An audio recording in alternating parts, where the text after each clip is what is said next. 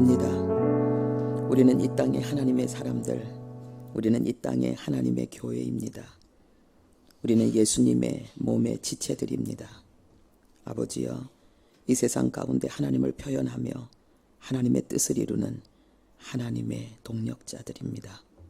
하나님 아버지, 그 고귀한 사명을 위해서 오늘도 살게 하시고 내일도 살게 하실 아버지, 우리가 진정으로 하나님의 뜻 가운데 살게 하시고 하나님의 뜻을 이룰 수 있도록 이 시간도 주의 말씀을 통하여 하나님 우리를 새롭게 하여 주옵소서. 예수님의 이름으로 기도합니다. 아멘. 하나님 말씀 보겠습니다. 마태복음 3장 13절에서 15절입니다.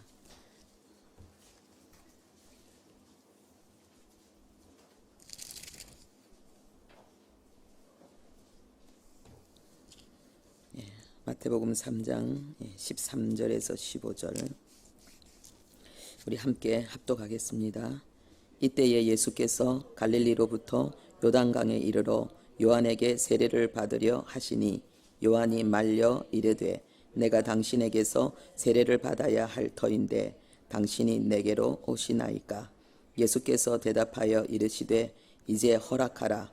우리가 이와 같이 하여 모든 의를 이루는 것이 합당하니라. 아멘. 오늘 말씀의 제목은 모든 의를 이루라. 모든 의를 이루라입니다. 성경에 하나님이 직접 쓰신 글들이 있습니다. 다니엘서에 보면은 벨사살 왕 앞에서 한 손이 나타나서 왕궁 촛대 맞은편 석회벽에, 굉장히 구체적으로 이야기하죠. 왕궁 촛대 맞은편 석회벽, 하얀 벽이겠죠. 거기에 손이 나타나서 글을 씁니다. 메네메네 데겔 우바르신. 무게를 달아보니까 가벼워서 당신의 나라가 이제 끝났다. 여러분, 하나님의 임재의 의미 중에서 무겁다는 의미가 들어 있습니다. 진중하다는 거죠. 진지하다는 거죠.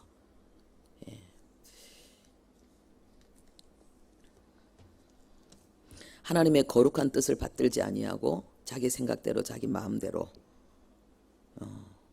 하나님이 주신 그 왕의 자리를 그릇 사용한 그 왕에게 하나님의 심판이 주어졌습니다. 또 하나님이 직접 쓴 글이 있습니다. 십계명이지요. 첫 번째 십계명, 모세가 하나님 앞에 나갔을 때에 하나님이 친히 거기에다 글을 쓰셨습니다. 그 다음에 세 번째 또 하나님이 직접 쓰신 글이 있습니다.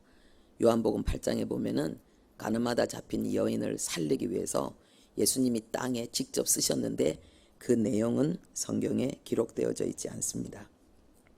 그런데 이렇게 하나님이 직접 쓰신 글은 우리가 조금 더 주목하게 되죠. 또 우리가 성경을 보면, 특별히 신약 성경에 보면은 예수님이 친히 하신 말씀, 예수님의 친언을 빨간색으로 구별해 놓은 게 있습니다. 왜 구별해 놓았을까요? 좀 더 중요하게 여기고 주목하라는 거지요.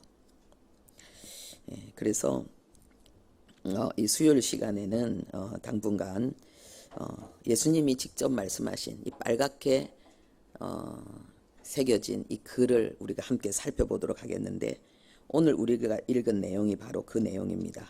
이제 허락하라. 우리가 이와 같이 하여 모든 의를 이루는 것이 합당하니라. 이 의라는 말은 올바르다는 걸 이야기하고 하나님의 뜻을 이야기합니다. 예수님께서 한 가지 두 가지 의만 아니라 모든 의를 이루기를 원하셨고, 세례 요한에게 세례받은 것은 바로 그 모든 의를 이루는 역사였다라고 성경은 말하고 있습니다. 이것은 곧 예수님이 우리에게도 모든 의를 이루는 삶을 살아야 된다는 것을 가르치고 있는 것입니다. 여기에 합당하다, 이 말은 마땅하다, 올바르다, 이런 뜻입니다. 당연히 그렇게 해야 된다, 이런 뜻입니다. 이 말은 그렇게 하지 않으면 안 된다는 의미가 들어있는 거죠. 여기에 예수님께서 세례 요한에게 이 세례를 받으시는 이 일, 여기에 보면은 예수님이 세례를 받으신 이것이 예수님의 의도가 아니었고 당연히 세례 요한의 의도도 아니었습니다. 지금 현재 갑자기 이것을 해야 되겠다라고 예수님이 생각하신 것이 아닙니다. 문법에 보면 이것이 과거형으로 되어 있습니다. 만세전에 하나님께서 계획하시고 뜻하신 역사가 지금 이루어지는 현장이라는 거죠. 그리고 이것은 수동으로 되어 있습니다. 하나님의 뜻을 예수님이 이루고 있다는 것을 이야기하고 있습니다. 예수님이 세례 요한에게 세례를 받는 것은 하나님의 뜻이고 예수님의 뜻과 의도가 1%도 들어가지 않는 100% 하나님의 뜻에 순종하는 아름다운 역사라는 것을 우리에게 알리고 있습니다. 우리는 하나님을 잃어버리고 내가 주인된 삶을 살면서 내 뜻을 이루는 것을 굉장히 좋아합니다. 내 생각과 내 계획이 이루어지는 것을 굉장히 좋아합니다. 그런데 내 뜻과 내 생각과 계획이 하나님 안에 있는 거라면 다행이지만 그것이 하나님과 관계없는 거라면 그것은 망하는 길입니다. 우리가 정말 추구해야 되고 그리고 소중하게 여겨야 될 아름다운 삶이 뭐냐? 하나님의 수동으로 사는 것입니다. 하나님에 의해서 수동의 삶을 사는 것입니다. 내 뜻이 하나도 없고 오직 하나님의 뜻만을 이루는 삶. 그것이 얼마나 고귀하고 아름다운지. 나의 모든 뜻은 하나님의 뜻을 위해 있다는 것. 나의 모든 열정은 하나님의 역사를 위해서 있다는 것. 예수님의 삶이 그랬습니다. 그것처럼 편하고 아름답고 행복하고 든든한 일이 없습니다. 내 뜻이 아니고 하나님의 뜻이기 때문에 편한 거예요. 지금 당장 그것이 잘 되든지 잘 안 되든지 결과가 나타나든지 나타나지 않든지 그게 중요한 게 아니에요. 나는 지금 하나님의 뜻을 이루고 있다는 것. 그 사람은 흔들리지 않습니다. 그 사람은 당장 이루어지지 않는 그 현상에 주눅들지 않고 낙심하지 않습니다. 왜냐하면 자기의 목적은 하나님의 뜻을 이루는 거지 어떤 것을 이루는 게 아니기 때문에 그래요. 그게 바로 사랑입니다. 사랑은 내가 사랑하는 사람이 원하는 걸 이루는 것, 내가 사랑하는 사람이 원한다는 그것에 의미가 있는 것이지 그것이 뭐 크게 되느냐, 그것이 멋지게 이루어지느냐, 언제 이루어지느냐, 나하고 맞느냐 안 맞느냐 그게 아니라는 거죠.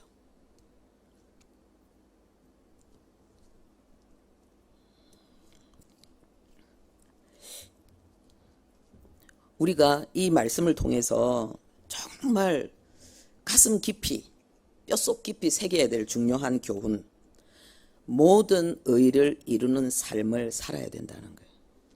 성도는 모든 의를 이루는데 마음을 쏟아야 된다는 거예요. 왜 이게 우리에게 필요한가? 우리 안에 있는 죄성, 이 죄의 습성은 모든 의를 이루는 것을 거부합니다. 우리 안에 내재되어져 있는 이 죄의 세력은 우리가 모든 의를 이루지 않기를 원합니다.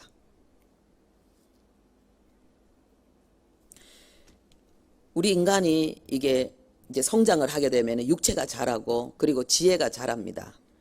그러면서 중요한 것이 자라납니다. 죄가 자라납니다. 죄 짓는 데 더 빠르고 죄 짓는 데 더 영리하고 죄 짓는 데 더 강한 죄인의 모습을 드러냅니다. 그래서 우리 인간이 교육으로 인간을 선하게 만들 것이라고 생각하는데 절대로 그렇지 않습니다.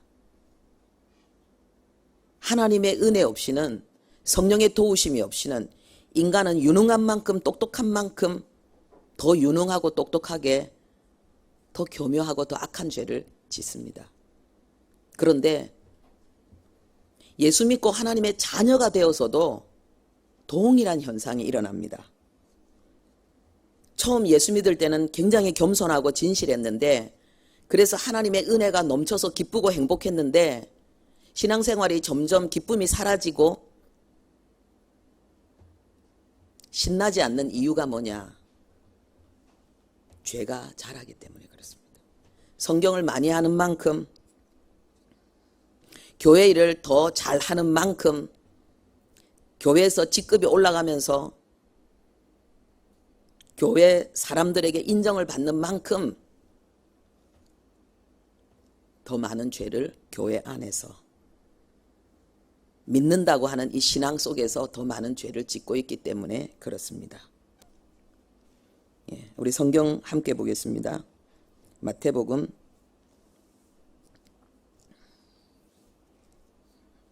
7장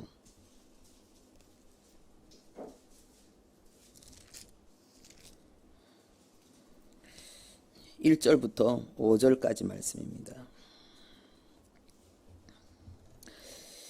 비판을 받지 아니하려거든 비판하지 말라. 너희가 비판하는 그 비판으로 너희가 비판을 받을 것이요 너희가 헤아리는 그 헤아림으로 너희가 헤아림을 받을 것이니라. 어찌하여 형제의 눈 속에 있는 티는 보고 네 눈 속에 있는 들보는 깨닫지 못하느냐? 보라, 네 눈 속에 들보가 있는데 어찌하여 형제에게 말하기를 나로 내 눈 속에 있는 티를 빼게 하라 하겠느냐? 외식하는 자여, 먼저 네 눈 속에서 들보를 빼어라. 그 후에야 밝히 보고 형제의 눈 속에서 티를 빼리라. 아멘. 교회 다니면서 사람들이 하는 말이, 예수님은 좋은데 교회는 싫다는 거예요. 하나님은 좋은데 내가 교회에서 만나는 사람들이 보기 싫다는 거예요. 그런데 거기에 대해서 지금 예수님이 직접 뭐라고 말씀하시느냐? 왜 너는 너의 잘못은 못 보고 다른 사람의 잘못과 문제에만 그렇게 아주 똑똑하고 아주 강하게 반응하느냐? 여기에 대한 하나님의 답이에요.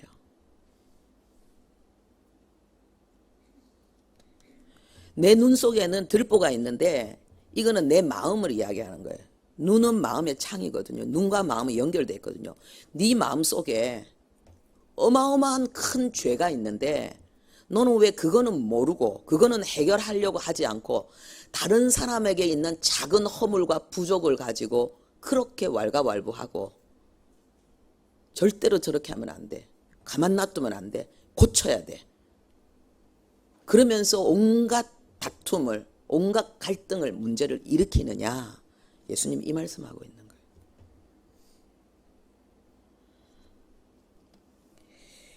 그게 뭡니까? 내 안에 죄가 자랐다는 거예요.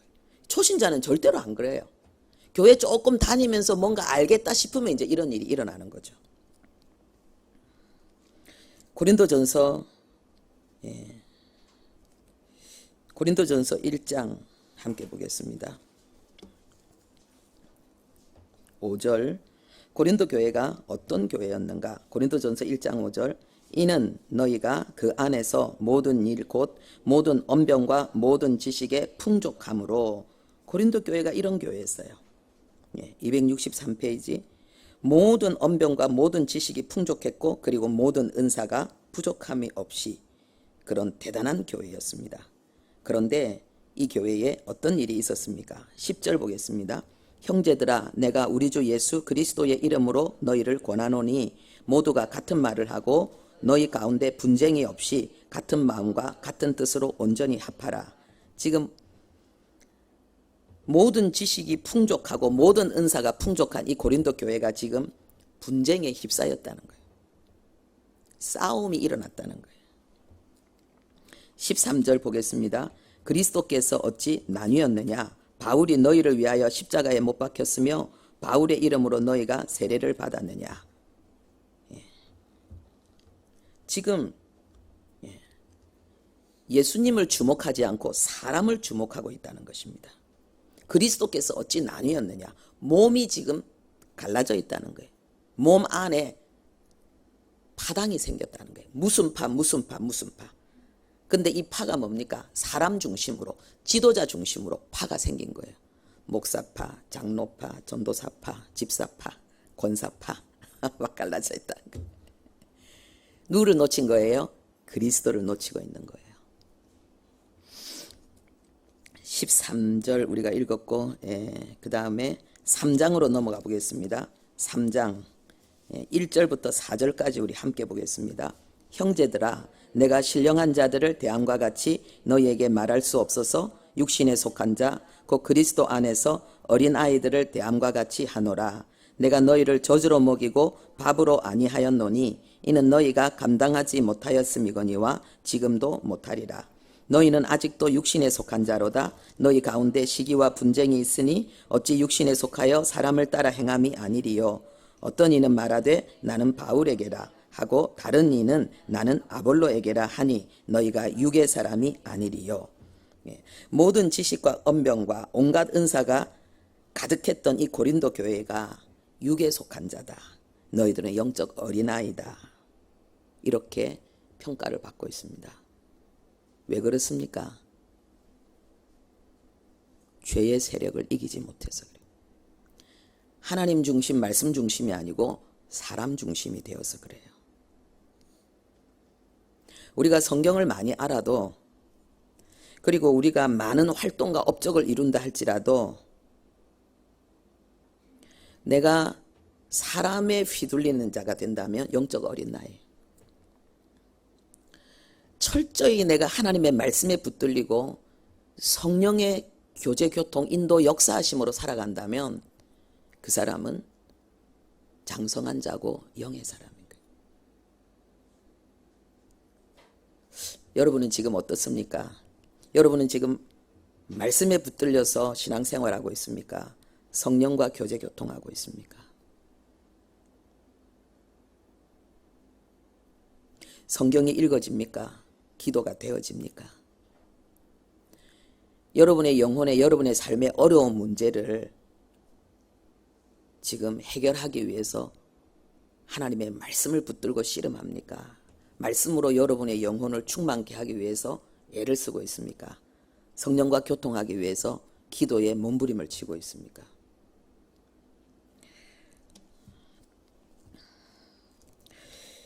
우리가 지금 모든 의를 이루지 못하고 있는 모습을 지금 이야기한 거예요. 고린도 교회는, 그리고 예수님이 말씀하셨던 이 서기관과 바리새인들은 성경을 많이 알았어요. 11조도 잘했어요. 여러 가지 활동도 했어요. 그런데 다른 거는 이루지 못했어요. 우리 성경 보겠습니다. 마태복음 23장 23절입니다. 마태복음 23장 23절. 우리 함께 읽겠습니다. 화 있을진저 외식하는 서기관들과 바리새인들이여, 너희가 박하와 회향과 근처의 11조는 들이되 율법에 더 중한 바 정의와 긍휼과 믿음은 버렸도다. 그러나 이것도 행하고 저것도 버리지 말아야 할지니라. 모든 의를 이루어야 된다는 거예요. 11조 하는 의는 좋다는 거예요. 그런데 정의와 긍휼과 믿음으로 사는 의를 저버리는 것은 안 된다는 거예요. 네가 11조 아무리 잘해도 네가 믿음으로 사는 의를 이루지 못하면은 너는 마땅하지 않다는 거예요. 이것도 하고 저것도 해야 된다는 거예요. 모든 의를 이루어야 된다는 거예요. 고린도 교회가 하나님 앞에 열심히 있는 교회였어요. 지식이 있는 교회였어요. 은사도 충만한 교회였어요. 유명한 교회였어요. 그런데 그 안에 사랑이 없었어요.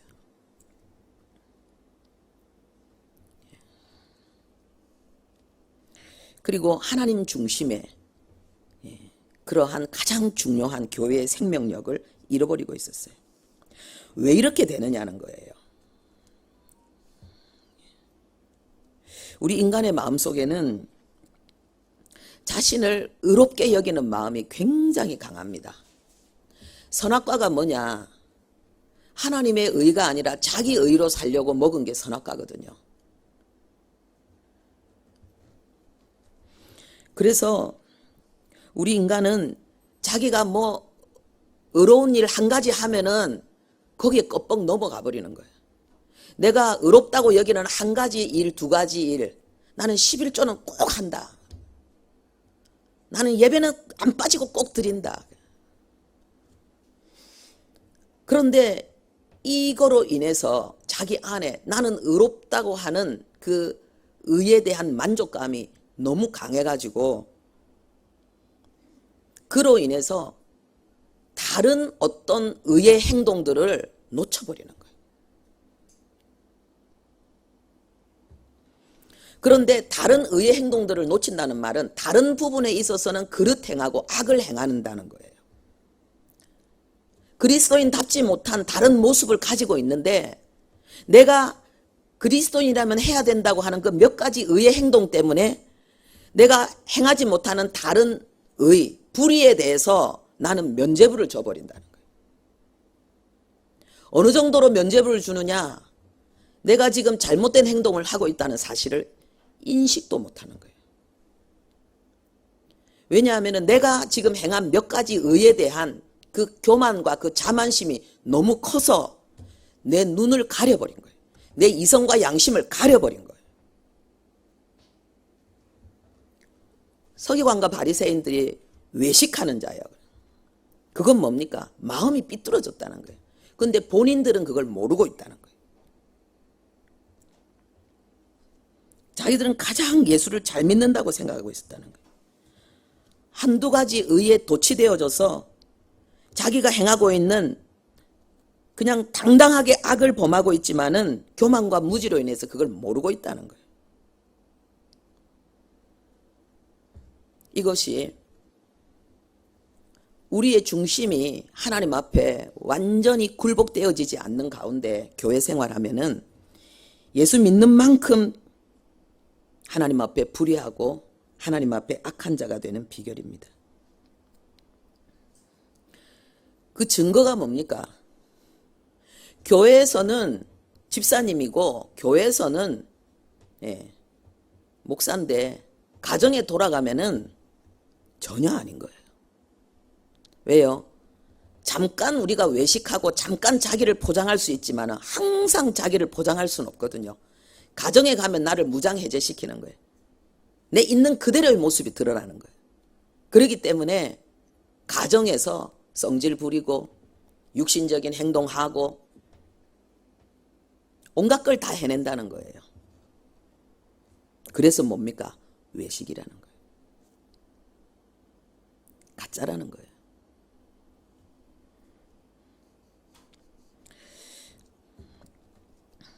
왜 이런 일이 발생하는가요? 정말 하나님 말씀대로 살고 싶고 하나님을 위해 살고 싶은데 왜 우리는 예수님처럼 온전한 의, 모든 의를 이루지 못하고 항상 부분적이고 많은 문제를 가지고 있는가? 그 첫 번째 이유는요, 세상에서 가장 무서운 거짓말에 속았기 때문이에요. 세상에서 가장 무서운 거짓말이 뭡니까? 내 자신에게 속는 거예요. 내가 나에게 하는 잘못된 평가, 거기에 속아버린 거예요. 잠언 12장 15절에 미련한 자는 자기 행위를 바른 줄로 여기나 지혜로운 자는 권고를 듣느니라 그랬어요. 미련한 자, 하나님을 두려워하지 않는, 하나님의 말씀에 붙들리지 않고 자기 멋대로 행하는 자의 특징이 뭐냐? 항상 자기 행동이 바르다고 되어 있는 거예요.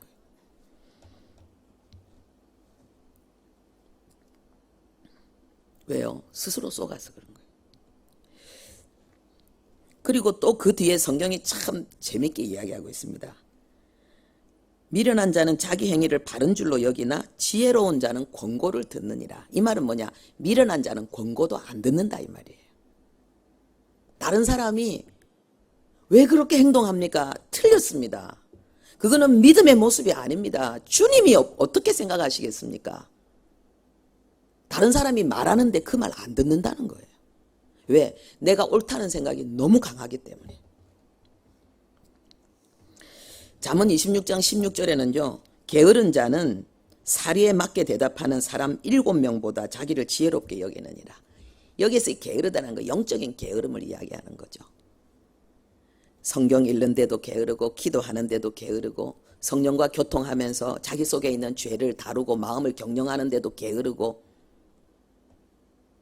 그래서 마음이 항상 깨끗하게 정돈되어 있지 않고 엉망진창이 되어져 있는 그런 사람들의 특징이 뭐냐? 이런 사람들의 특징은 자기를 가장 지혜롭게 여긴다는 거예요. 지혜로운 사람 7명보다 자기가 더 지혜롭다 여기는 거예요. 그럼 자기는 항상 옳다고 여긴다는 거예요. 그렇기 때문에 다른 사람 말 안 듣는 거예요. 그래서 모든 의의를 이루지 못하는 거예요. 여러분, 모든 의의를 이루는 삶이 어려운 것이 아니라 내가 항상 의롭다고 생각하기 때문에 내가 행하고 있는 불의에 대해서 모르는 거예요. 그래서 모든 의의를 이루지 못하는 거예요. 왜 이런 거짓말에 속고 왜 이렇게 어리석은 모습으로 행하는가? 그 두 번째 이유는요, 흑암의 권세에 잡혀있기 때문에 그렇습니다. 누가 생각해도 뻔한 이야기를 아무리 옆에서 많이 이야기해도 본인이 못 알아듣고 깨닫지 못하는 이유, 항상 나는 옳다라고 생각하는 그 사람의 마음에 그 사람이 알지 못하는 중요한 영적인 사실이 있는데 뭐냐? 그 영혼은 어둠의 권세에 잡혀 있다는 거예요. 어둠의 권세에 잡혀 있기 때문에 그렇다는 거예요. 골로새서 1장 13절에 그가 우리를 흑암의 권세에서 건져내사 그의 사랑의 아들의 나라로 옮기셨으니, 이 흑암을 권세라고 이야기하고 있습니다. 이 흑암은요, 어둠을 이야기하는 거예요. 여러분, 우리가 어둠 가운데 있으면 빨간색, 노란색, 그리고 아주 섬세한 모양들, 입체적인 것들 잘 모릅니다. 대강 어렴풋이 어림짐작으로 알게 되죠. 그래서 이 어둠이라는 의미 속에는 모호함이라는 의미도 들어있어요. 잘 모르겠다는 거예요. 긴가민가 한다는 거예요. 알듯 말듯 한다는 거예요. 여러분, 혹시 복음이 그렇습니까? 믿음으로 사는 삶이 혹시 그렇습니까? 모호합니까? 알듯 말듯 합니까? 여러분 삶 속에 하나님의 뜻이 그렇게 모호하고 알듯 말듯 합니까? 그러면 내가 어둠의 권세에 잡혀 있다는 거예요. 여기서 이 권세라는 말이 중요한데요, 어둠의 권세에 잡혀 있다는 거예요. 이 권세라는 말이 엑수시아입니다. 이것은 선택의 자유를 이야기하는 거예요. 그리고 권력과 통치력을 이야기하는 거예요. 이 말이 뭐냐 하면은 어둠이 나를 통치하고 있다는 거예요. 어둠이 나에 대한 모든 선택권을 내가 가지고 있지 않고 어둠이 가지고 있다는 거예요.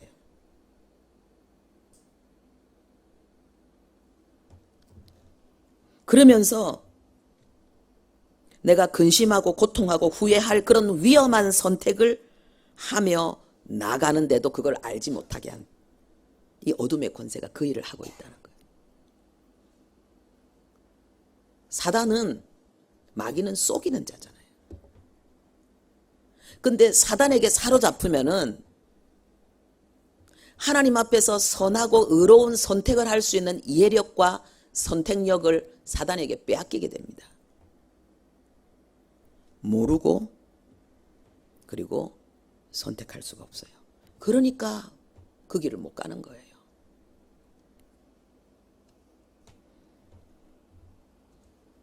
오늘날 그리스도인들이 이 복음에 대해서 모호하고 신앙생활에 대해서 모호한 가운데 10년, 20년, 30년을 살아가는 분들이 많이 있습니다. 그 모습은 꼭 뭐와 같냐? 삼손처럼 능력을 가진 사사가 없어요. 그런데 삼손이 눈이 뽑히고 짐승처럼 블레셋 땅에서 맷돌을 가는 신세가 된 거예요. 자유롭지 못하다는 거예요. 그리스도인들이 성령 충만하지 않고 어둠의 권세에 사로잡혀서 사단에게 끌려다니게 되면은 이런 비참한 모습이 된다는 거예요. 우리가 이 모든 의를 이루지 못하는 삶, 부분적인 몇 가지 한두 가지 의로운 행동으로 자만심에 차서 평생을 모호한 가운데 혹시나 될까, 한매나 될까, 언젠가는 되겠지, 그런 슬프고 고통스러운 신앙생활을 끝내는 비결 무엇이냐는 거예요. 첫 번째는 기도해야 된다는 거예요. 이 문제를 놓고 기도해야 된다는 거예요. 하나님, 내가 하나님 앞에서 모든 의를 이루는 사람이 되기를 원합니다. 내가 범사에 내 삶 속에 하나님의 뜻을 이루는 자 되기를 원합니다. 하나님을 향해서도, 사람을 향해서도, 교회를 향해서도, 이 민족을 향해서도 내가 바른 그리스도인으로서 그 의무를 다하고 사명을 다하는 자가 되기를 원합니다. 하나님, 나에게 은혜를 주십시오. 기도해야 돼요. 성경 보겠습니다. 빌립보서 1장 9절에서 10절 보겠습니다. 빌립보서 1장 9절에서 10절, 신약성경 318페이지 보겠습니다. 내가 기도하노라. 너희 사랑을 지식과 모든 총명으로 점점 더 풍성하게 하사 너희로 지극히 선한 것을 분별하며 또 진실하여 허물 없이 그리스도의 날까지 이르고. 아멘. 지금 바울이 빌립보 교회를 위해서 기도하는데, 하나님께서 진정한 사랑, 참된 사랑을 위해서 하나님께서 지식과 그리고 모든 총명을 점점 더 풍성하게 부어주셔서 지극히 선한 것을 분별하기를 위해서 기도하고 있습니다. 허물 없이 주님을 만날 수 있기를 기도하고 있습니다. 지극히 선한 것이 무엇이겠습니까? 하나님의 뜻이죠. 우리가 마땅히 순종하고 그리고 충성하고 이루어야 될 하나님의 거룩한 뜻을 알기 위해서, 알고 이루기 위해서 뭐 해야 되느냐? 하나님의 은혜를 받아야 된다. 하나님으로부터 지식이 와야 되고 하나님으로부터 총명이 우리에게 부어져야 된다. 분별력이 필요하다는 거예요. 그렇지 않으면 우리는 그 길을 갈 수 없다는 거예요. 바울이 왜 빌립보 교회를 위해서 이것을 위해 기도합니까? 자기도 실패했다는 거예요. 자기도 자기 자신이 생각할 때는 100% 옳은 길이었지만은 자기는 그 길을 못 갔다는 거예요.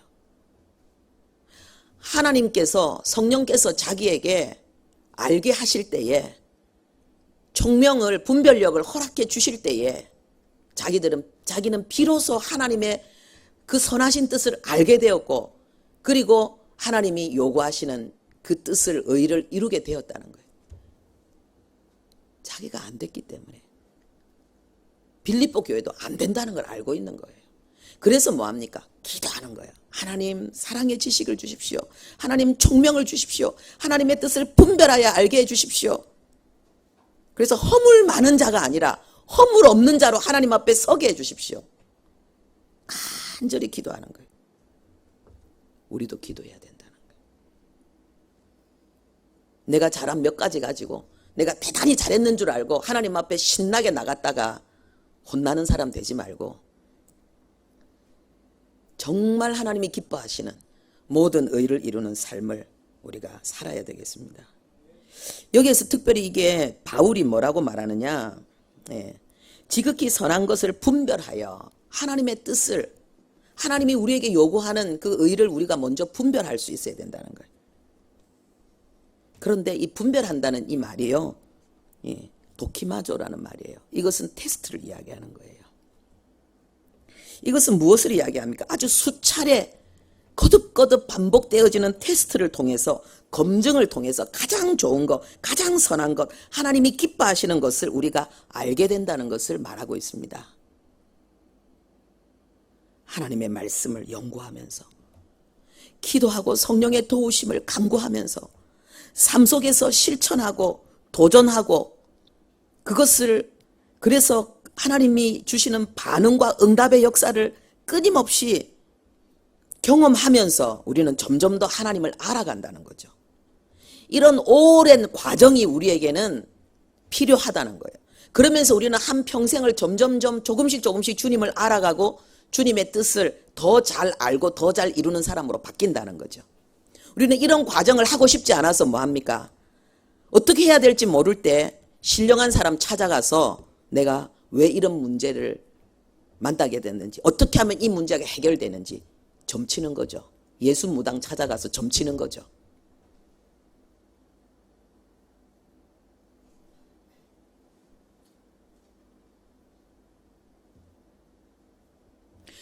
우리 안에 있는 죄의 세력, 우리를 지배하고 있는 사단의 권세, 나의 이해력과 나의 선택권을 쥐고 있는 이 악한 세력을 꺾어내기 위해서는 내 스스로 하나님 앞에 기도해야 돼요. 하나님의 은혜가 와야 돼요. 빛이 임해야 돼요. 우리의 영혼 속에 우리가 신앙생활 하면서 우리가 뜨겁게 간절히 사모해야 될 중요한 내용이 뭐냐? 하나님을 알고 싶어서, 하나님의 뜻을 알고 싶어서 우리의 열정을 불태우는 삶을 우리는 살아야 돼요.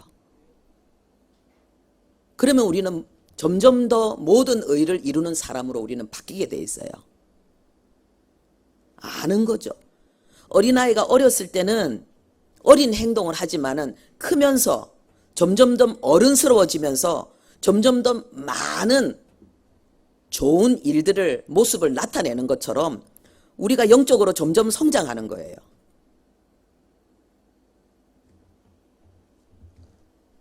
하나님의 뜻을 알기 위해서 끊임없이 몸부림치는 이 테스트의 과정을 우리가 무시하고, 그 몸부림을 무시하고 그렇게 내 뼛속 깊이, 내 영혼 깊이, 내 전 인격으로, 내 전 삶으로 하나님을 알아가고 점점 더 하나님의 뜻을 잘 알아가고, 그래서 하나님과 더 친밀해지고 신앙생활이 더 심플해지고 단순해지는 이 과정을 우리는 소중하게 여겨야 된다는 거예요. 어린아이가 성장하는 것을 소중하게 여기는 것처럼 내가 영적으로 성장하는 것을 소중하게 여겨야 된다는 거예요. 그냥 뭔가 막 능력이 임해가지고 막 역사를 일으키는 사람 되려고 하지 말고, 뭔가 내가 원하는 추구하는 어떤 복을 그냥 한꺼번에 그냥 하늘에서 그냥 따발로 이렇게 탁 내리받는 어떤 그런 걸 추구하지 말고, 그런 요행, 도깨비 방망이 같은, 로또 같은 그런 신앙생활은 끝내고 하나님의 사람으로 태어났으니 하나님의 사람으로 자라가는데 우리가 마음을 쏟아야 된다는 거예요. 하나님의 사람으로 성장해가는 것은 하나님을 점점 더 많이 알아가는 거예요. 그것은 하나님의 뜻을 점점 더 잘 아는 사람으로 바뀌는 거예요. 그러면 성경이 더 쉬워지고 신앙생활이 더 쉬워지는 거예요. 그런데 이런 과정을 소중하게 여기지 않고 그냥 날마다 문제 해결에만, 은혜 받는 데만, 응답 받는 데만 급급해서 거기에만 그냥 내 마음을, 내 시간을 막 쳐박고 막 애를 쓰면, 그래서 문제가 생기면 죽을 똥 살 똥 기도하고 문제 해결되면 완전히 잊어버리고 하나님 없는 사람처럼 살고 평생 모호함에서 못 빠져나오는 거예요. 평생 어둠에서 못 빠져나오는 거예요.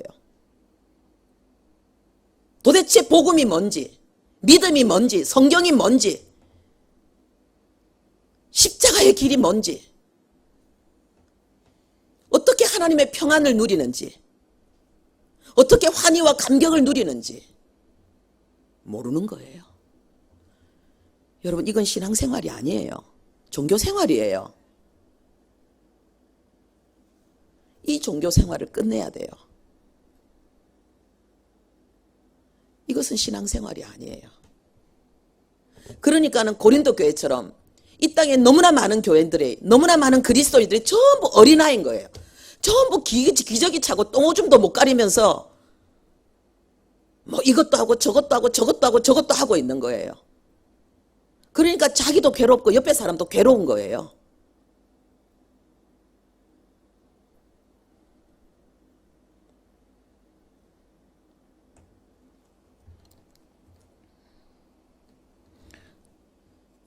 우리 교회는 활동을 가능하면 줄이려고 합니다.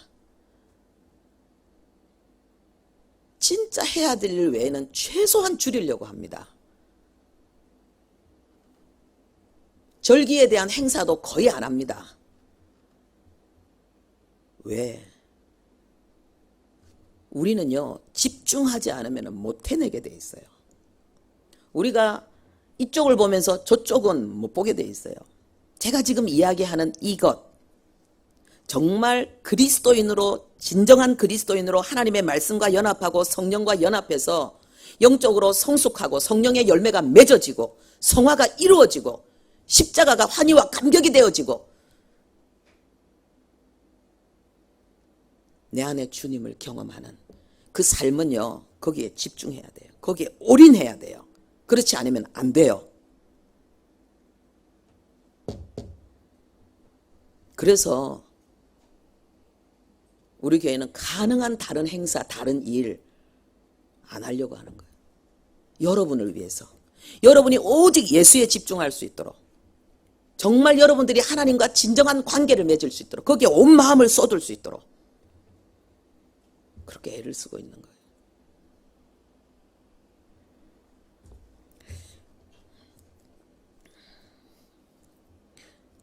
우리가 기도할 뿐만 아니라 우리는 이 어둠의 세력을 나를 미혹시키고 있고 하나님의 의를 선택하며 이루는 것을 방해하고 있는 내 선택권을 빼앗아가고 나의 이해력을 빼앗아간 이 사단의 세력을 완전히 격파시킬 수 있는 성령의 권능을 힘입어야 돼요.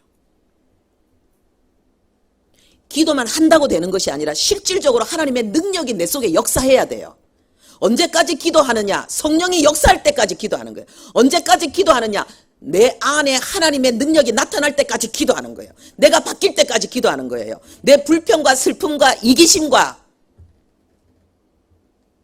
내 육신의 정욕과 내 고정관념과 편견들이 하나님의 거룩한 성령의 조명, 그 능력 앞에서 물처럼 녹아지고 하나님의 뜻이 깨달아지고 하나님의 평안이 임하고 하나님의 기쁨이 내 영혼을 사로잡는 그런 순간이 올 때까지 기도해야 되는 거예요.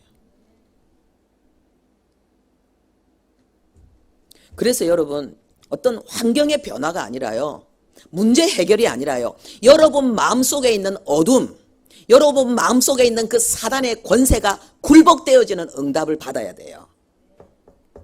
이걸 받아야 돼요. 그렇게 하려면 뭐 해야 돼요? 거기에 주목해야죠. 그걸 붙들고 씨름해야죠. 근데 너무나 많은 그리스도인들이 그렇게 하지 않아요. 마음을 경영하지 않아요. 제가 우리 교회에서 마음 경영을 수년 동안 가르치지 않았습니까? 죄와의 싸움. 그런데 이걸 하는 사람은 성령의 열매는 저절로 맺히게 돼 있어요.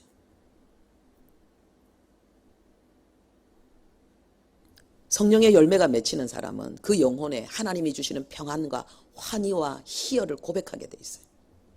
근데 이거를 정말 생명처럼 소중히 여기고 이걸 해내면 되는데 안 하는 거예요. 안 하면 안 돼요. 영적인 법칙인데요.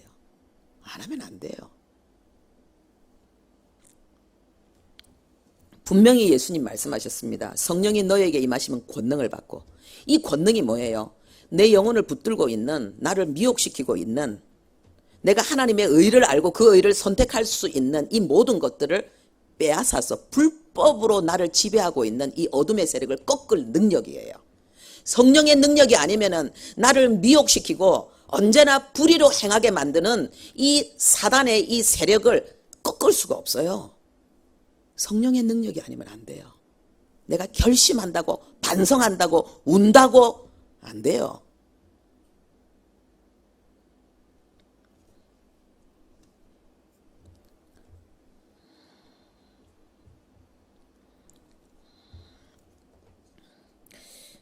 말씀을 정리하겠습니다. 우리는 모든 의를 이루는 성도가 되어야 됩니다. 내가 몇 가지 하는 의의 행동으로 인해서 다른 불의한 행동들을 정당화시키면 안 되고 용감히 즐겨 행하는 자가 되면 안 돼요. 우리는 모든 의를 이루기 위해서 흑암에서 벗어나야 됩니다. 하나님으로부터 지혜와 힘을 얻어야 됩니다. 그래서 우리는 기도해야 되고 그 능력이 역사할 때까지 하나님의 말씀을 부둥켜 안고 기도하는 자가 되어야 됩니다. 기도하겠습니다. 하나님 아버지, 나는 어떤 신앙생활을 하고 있습니까? 나는 사람에게 마음이 빼앗기는 자입니까? 하나님의 말씀에 붙들린 자입니까? 하나님, 나는 모든 의를 이루기 위해서 하나님의 말씀 앞에, 성령의 조명 앞에 몸부림치는 자입니까? 몇 가지 의로 인해서 만족하고 사단의 깊은 미혹에 사로잡혀서 온갖 다른 악을 행하면서도 그것을 알지도 못하고 있지는 않습니까?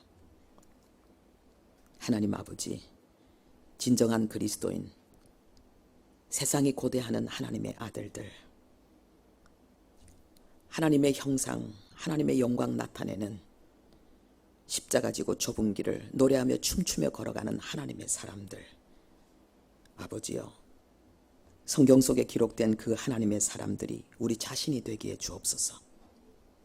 하나님은 지금도 내가 그 사람 되기를 원하시는데, 아버지여, 우리가 무엇에 마음이 빼앗겨서 거기에 집중하지 못합니까? 하나님의 뜻 이루고 바로 그 사람 되어 하나님을 기쁘시게 하며 민족과 열방 가운데 복의 통로가 되는 우리 모두 되게 도와 주옵소서.